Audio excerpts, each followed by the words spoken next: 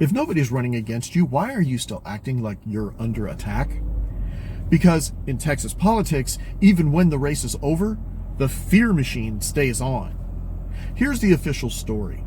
Primaries are about choice. Campaigning is about earning trust. Fundraising is about staying competitive. Sounds wholesome. Very Norman Rockwell. There's just one problem. In this district, nobody is competing. Same names, same signs, same donation emails screaming, "This is the most important election of our lifetime." Dude, if that were true, you'd actually have a primary election opponent.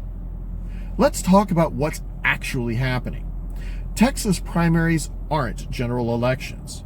They're party-only auditions. You're not choosing between ideas. You're choosing which actor best memorized the party script. And here's the quiet part that nobody explains to voters. When you vote in a primary, you're not voting against the other party. You're voting inside a club for a nominee who already knows they won't be challenged until November, if then. So when there's no competitive primary, there's no accountability. Just incumbents running victory laps in March and calling it democracy. This is where it gets absurd. You'll see campaign signs like it's a cage match, but there's nobody in the other corner. Mailers warning you about radical threats from people who don't even exist on the ballot. Pre-season trash talk in a game nobody else showed up to play. It's like shadow boxing, but with your money. Because if there's no opponent, fundraising isn't about competition, it's about feeding the machine. So you're probably asking, why does any of this matter? Here's why it matters, beyond the jokes. Unopposed primaries mean that there's no incentive for the candidates to listen to the voters, no pressure to explain their legislative votes, and no reason to evolve because there's no fear of being replaced. Power without competition isn't representation, it's entitlement.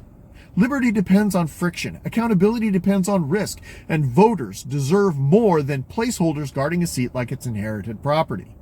Here's a nugget of truth for your consideration. Even though no person is challenging me for the nomination, I do have an opponent. Nota, none of the above. Because unlike the old parties, libertarians think it's better to have no candidate for a seat than a body just to fill a ballot slot. So yes, I'm running under a party banner, but that doesn't mean I would submit to a party leadership without considering the voters.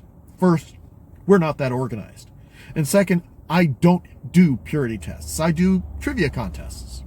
And finally, given what you've seen of me, either in person or on these videos, do you actually think I would allow anyone in the Libertarian Party's leadership to tell me what or how to think? Get real.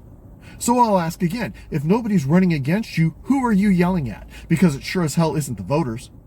I'm running for voters, not for a party.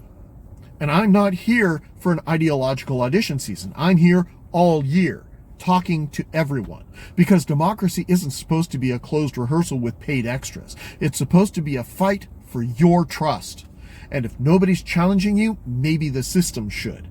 So tell me, should candidates run unopposed and unchallenged?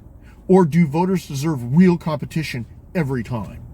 Drop your answer in the comments and share this with someone who thinks the primaries still mean choice.